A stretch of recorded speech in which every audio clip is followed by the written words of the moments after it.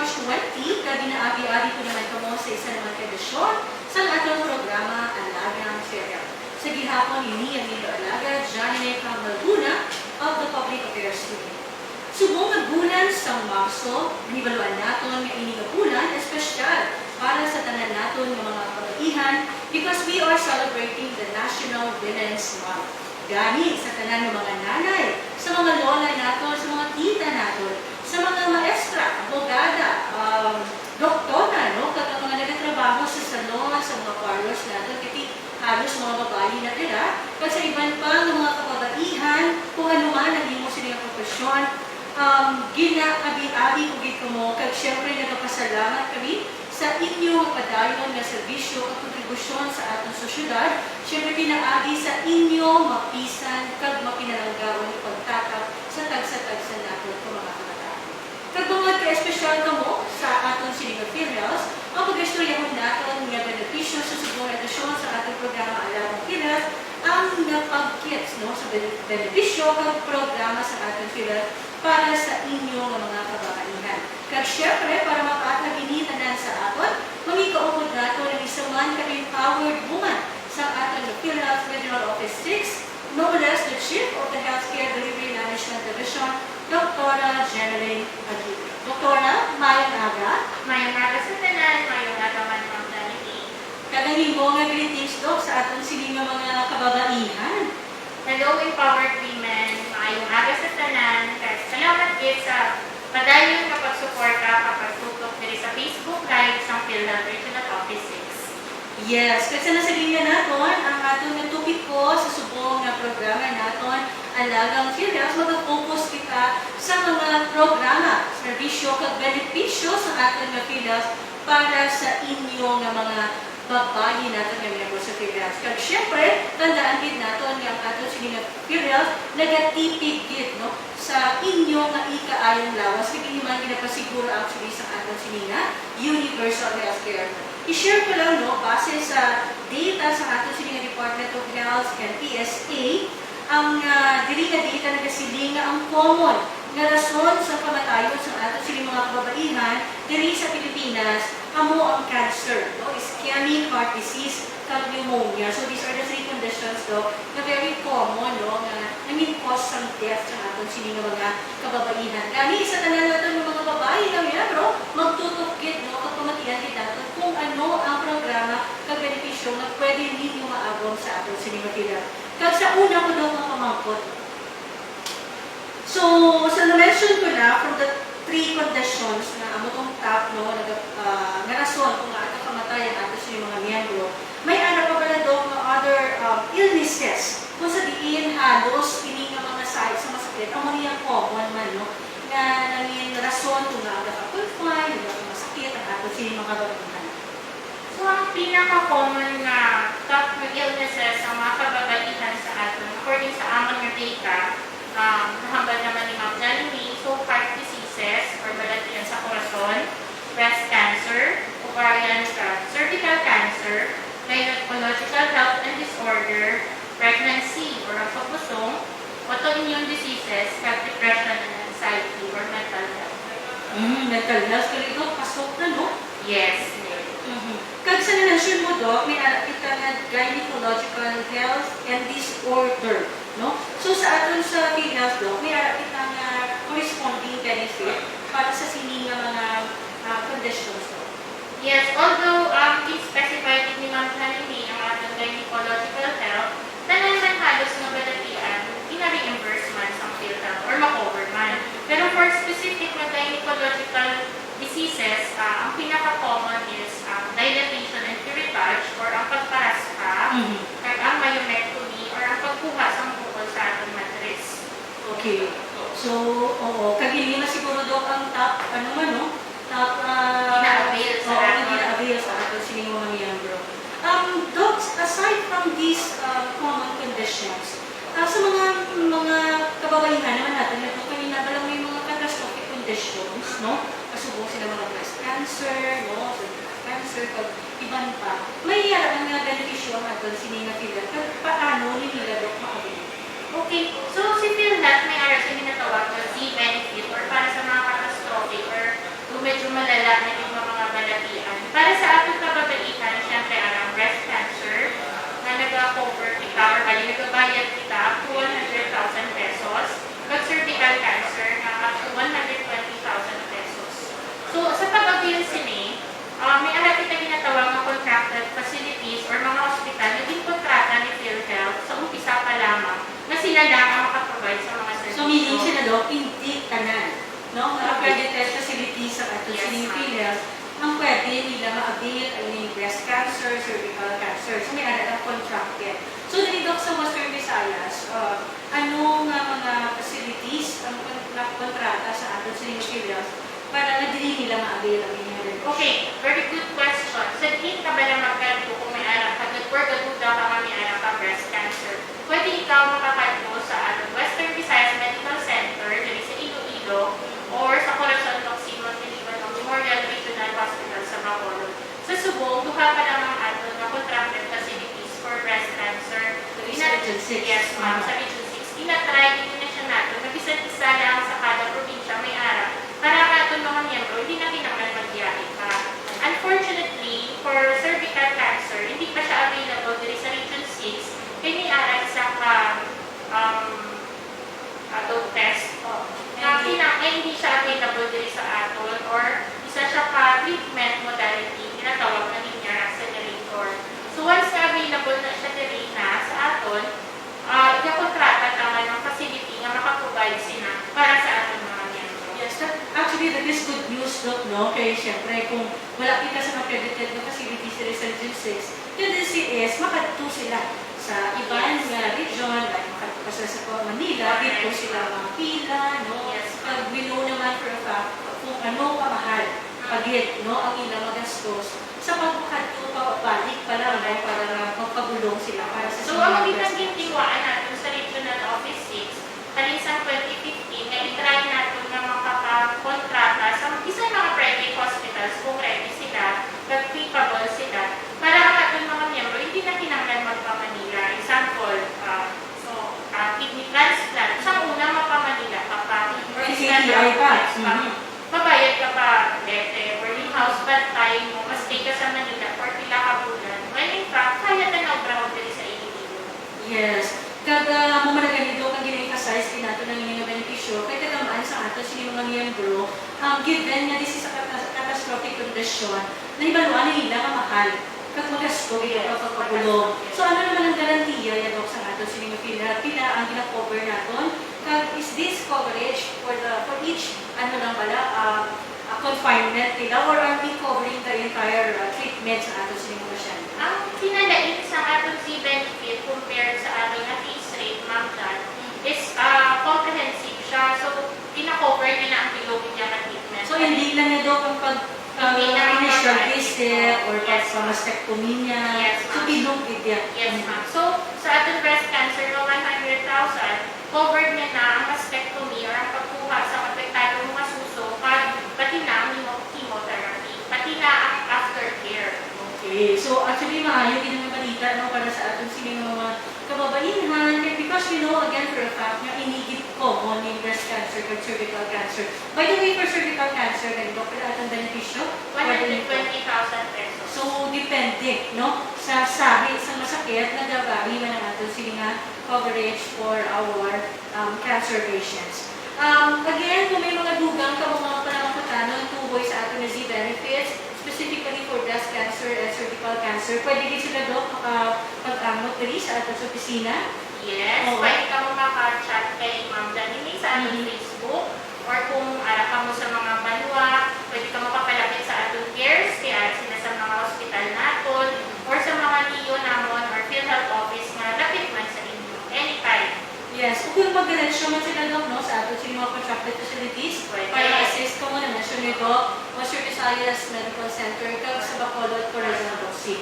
Sa ating mga contracted na mga hospitals, kundi usually mahambal na mo mapila pa sa Western or sa Corazon, Siyempre government hospital, mga moms, may ara kita ginagawa na si benefit coordinator. So pwede nga diretsyon na kamo sa iya kasi siya na lang magtatagap sa inyo.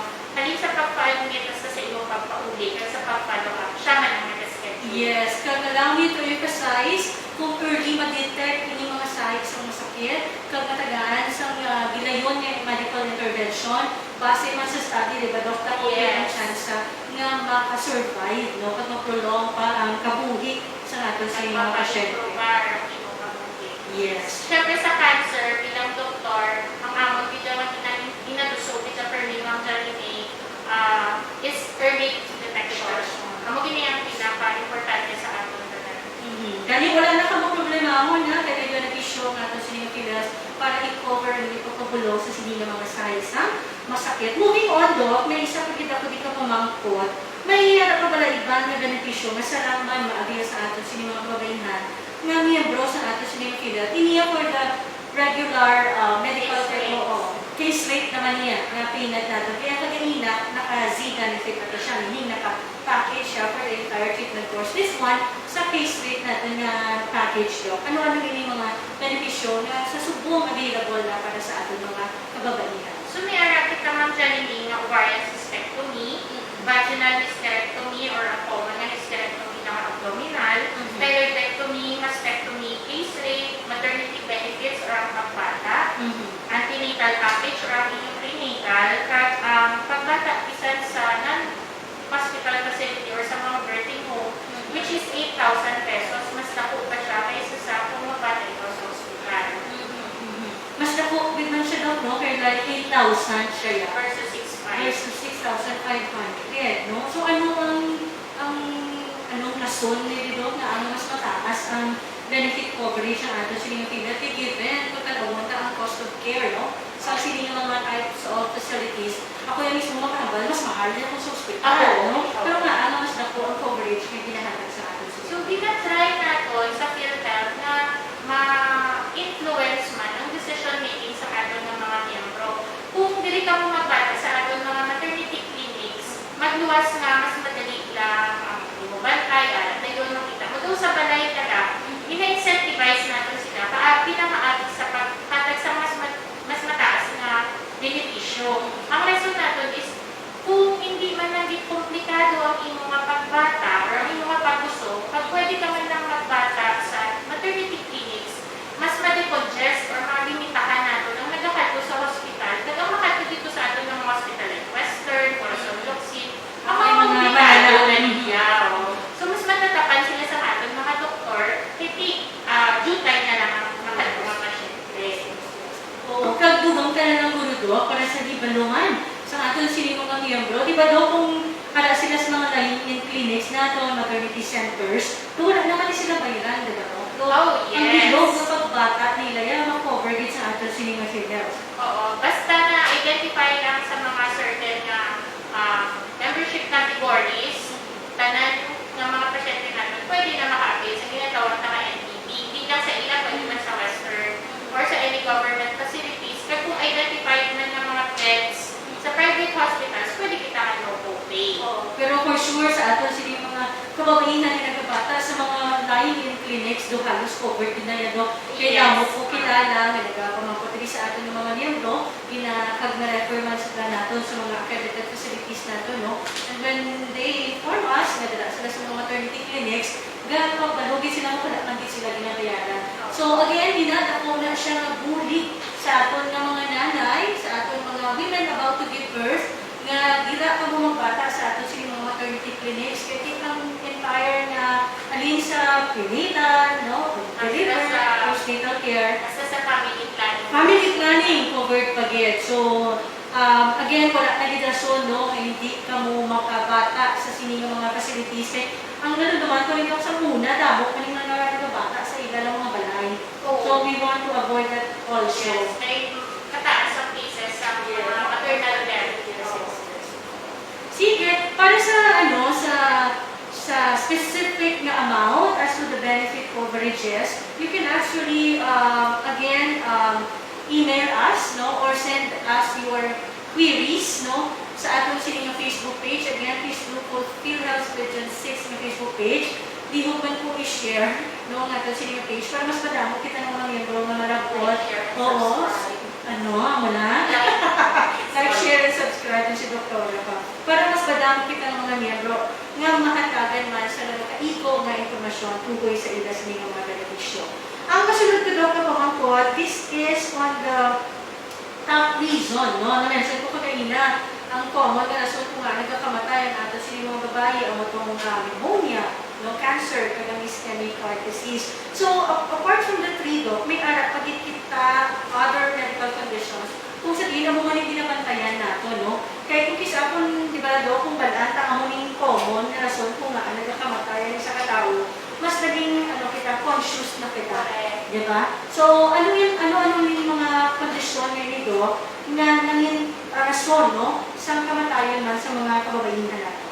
So according sa ating data ng dyan, ang pinaka-common na rason sa kamatayan sa isa kababae, cerebrovascular disease or stroke, diabetes, hypertension, heart diseases, genitourinary system, lower respiratory tract infection, TB. So, na-mention mo, Doc, hindi diabetes, hypertension, no? These are lifestyle diseases Na pwede ma-avoid natin.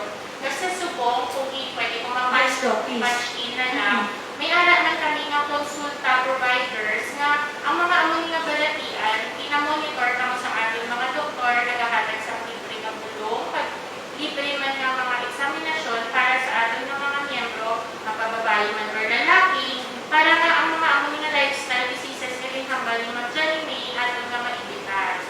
Amo ni siya daw ang programa natin on Females Consulta. Oo. Idugang ko na lang siguro, Doc, no, para na mas ibaluan nila kung paano niya siya ma-avail ang Females Consulta. Kaya na-mention natin, din siya sa top cost of test sa ato sila ng mga babae, diabetes mellitus at hypertension. So, sa atong Females Consulta, Doc, how can our members avail, no, of these tests? So, dapat, una best, magpa-member ikaw sa PhilHealth, tapos magpa-register ikaw sa isa ka consulta provider. So, kung gusto nyo Sa registration, Doc? magpa-register ikaw, pwede online, pwede pa sa amon na office, or pwede sa, na-mention mo kanina sa CARES, or sa Facilities. or sa facilities mo, katuan mo. Kung gusto nyo mabala ng listahan sa mga accredited na mga facilities, regularly nag-post man kami sa Facebook kung anong mga accredited, or pwede man kamo kapamangkot sa aming mga opisina kung anong pinakamalapit na consulta provider sa inyo. Okay. So again, sa ating Sino Females Consulta, maparehistro lang, Doc, no? Tapos makabila na sila sa ating Sino mga benepisyo. In terms of the coverage sa ating konsulta, na-mention ni Doktora, parang konsultasyon, syempre, may laboratories na dila. Maintenance drug. So, kung makita na ikaw, isa ka diabetic patient, o may hypertension na ikaw, may coverage man ang ating Sino Females para sa imo mga maintenance drugs. Okay? So, kung natawa natin, Doc, damo na gid, no? Sa benepisyo na gina-cover sa aton sining females. Kung sa una, mga miyembro, dati na kulbaan, kung magpa-doktor na kulbaan, kung magpa-hospital, kaya di wala kung kwarta. Oo, ang ginang common na rason, no? Kung wala silang nagpalapit sa aton sining mga facilities, kung wala nagpa-check up, sa subong ginasabat na nasa aton sining females. So, wala na kita sa rason na hindi kita makabisita sa atong RHUs, no? Sa atong sining mga health facilities, because again, these primary care services are being covered already by our PhilHealth. Now, sa ating dito mention ng mga benefit packages, Doc, may ara kita for the case rates, no? Ang common natin ng mga medical conditions. May mention na kita, Doc, for the Z benefit packages natin, like breast cancer and cervical cancer. Also, we've included our Females Consulta for the primary care services. Ang pamangkot ni Doc, paano nila tanan ma-avail? Pag po lang po nagpamembro sa PhilHealth, automatic po ba lang ini ma-avail? Or what if, na po sa facility? No, wala po ba dito pa rin sa PhilHealth? So, paano ang mekanismo para manihin mga benepisyo, Doc, ma-avail sa ating miyembro? So, may ara kita nga RA 11223. Ang ito hambal na limang January, bawat Pilipino miyembro. So, basta ikaw Pilipino, may ID ka, part of legal age, automatic PhilHealth member ka. Pwede ka mapa-register, antes ka ma-admit kung gusto mo sa mga PhilHealth natin ng mga opisina, pwede ka mapa-member, ang mga records mo, ang imo dependency, pang-declare mo, para pag na-admit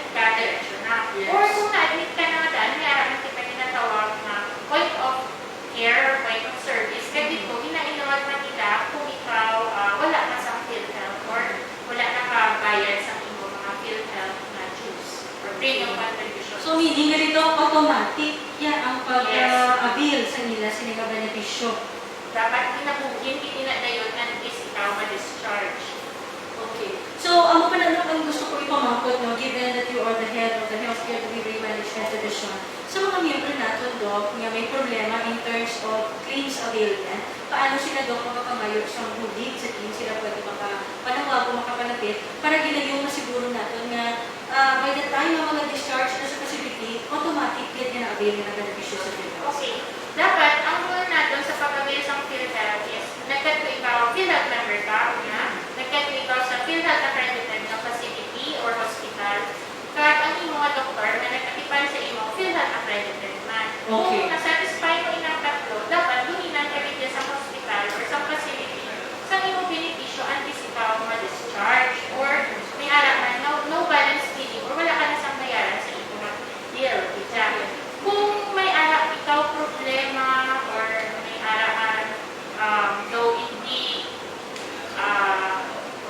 amo sa imo mga benepisyo, hindi ka maka-avail dayon, may problema sa imo mga records, may ara kita ginatawag na PhilHealth Care sa mga hospital, pwede nyo sila mapalapitan or kung ara ka sa Western or sa Corazon Locsin, may ara kita malasakit. Okay. So sila nagabulit man sa imo mga records kung paano ikaw maka-avail sa imo benepisyo before ikaw ma-discharge. Okay, so tandaan natin na bilang miyembro sa PhilHealth, automatic yan ang pag-avail natin sa aton siling nga benepisyo. So, dapat magwa ka mo sa hospital, bilayon nga nagamit yung inyong nga benepisyo.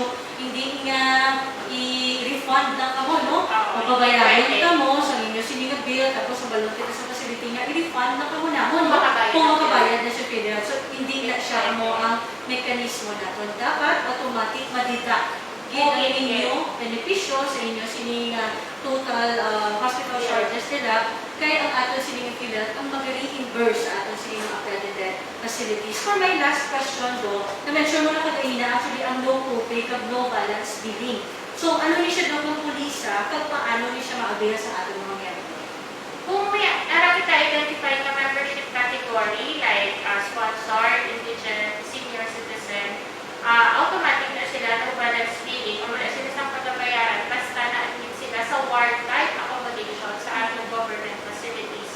Ang no co-payment naman, may play ang Department of Health paagi sa RA 11223 or Universal Healthcare Act na naghahambal na ang kada hospital dapat may impertinizer na porsyento sa ilang mga beds para lagay sa no co-pay. So, dapat i-identify sa mga bisan private hospitals kung diin ang mga beds na nga no copay ang ating miyembro. Okay. So, meaning sila, wala sila dapat bayaran do. Kung dili sila na type of accommodation. Okay? So, again, sa atong sinigang mga miyembro, I know with the services and programs na din-mention dahil kagina ni Doktora, makahambal kita nga kadakogit, no? Sa bulig sa atong siningang PhilHealth in terms of making sure na financially protected kita in times of health emergency. Siguro daw, kung imo na lang na reminder sa atong siningang mga miyembro, masiniyara ka na mensahe para sa ila. Sa aming mga miyembro, hindi magkabala ka, ang ginahambal ko, Kermit, hindi ka mo magkahadlok, kahit kung ako sa ito, doktor, kung may gaman na kinabatsag, hindi siya maglala, kaya ang PhilHealth na ang bahala sa imo mga pinansyal na panginanglanan. Yes, once again, madamang kasalamat, Dr. General Aguirre, the Chief of our Healthcare Delivery Management Division. Actually, first time na nito sa ating siningo Facebook Live. Kaya syempre, kung may first time, may ara na second time, may third time. So, patayan pagignaton ang masunod na episodes kung sa tingin maging kaupod gihapon natin si Dr. Jeneline Aguirre. Again, madaming salamat daw sa inyong time for sharing your knowledge para sa ating sininga mga miyembro.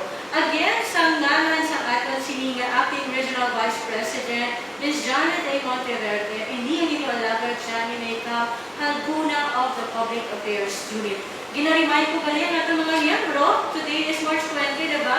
March 31 is the deadline sa ating sininga, third quarter premium contribution. Ganit sa mga wala pa nakabayad sa ating sininga premium contribution for the first quarter rather, ang ating deadline will be next week, March 31. So, hinagawan na natin nga makabayad kita sa aton nga premium contribution. Kaya syempre, while nagamba si Doktora nga automatic ang ato sila benepisyo sa PhilHealth, hindi kita makalipat nga mayara man kita responsibilidad sa pagbayad sa aton nga contribution.